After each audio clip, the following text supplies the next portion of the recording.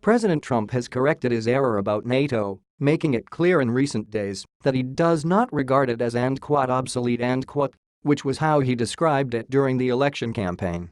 Instead, he affirmed his commitment to that crucial alliance in Europe.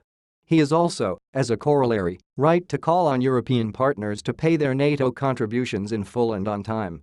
The hyper-reactive criticism of Trump and APO's reflexive opponents has been to exaggerate the importance of the fact that the president did not explicitly refer in his NATO speech to Article 5 of the alliance, the one in which members agree to treat an attack on one of them as an attack on all of them. But what else could he mean by his words, that America would "never forsake the friends that stood by our side"?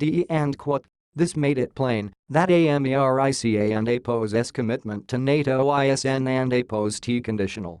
Trump pressed for NATO to emphasize the fight against Islamist terrorism, citing the Islamic State and like-minded groups as the largest day-to-day threat to American and Europe's security.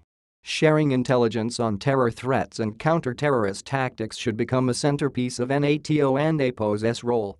Looking for opportunities to weaken and impoverish Islamic State needs to be another mission of the alliance. Terrorism is security issue number one, but IT and APO's not the only one, as Trump also made plain. He reiterated NATO and APO's commitment to protecting Eastern Europe against Russian aggression. The Soviet Union is gone, but that does and APO's obviate the need for a transatlantic military alliance to check Moscow. Vladimir Putin has designs on RUSSIA and APO's near abroad and has annexed Crimea and occupied southeastern Ukraine. He also rolled tanks into Georgia. Estonians, with a history of being invaded by bigger nations, are so fearful that IT and APO's will be their turn soon that they are ramping up the disaster training of civilian militias. We DON and APO's need to read between the lines to see Putin and APO's intentions. In 2005, he declared, the demise of the Soviet Union was the greatest geopolitical catastrophe of the century. Recent gestures, moving troops from the US and NATO countries closer to Russia, in the Baltics and to Poland, are the sort of show of strength that Moscow will notice.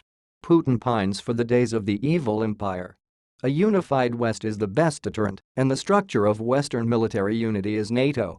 It should be strengthened, and perhaps can be if its members stop skimping on their dues.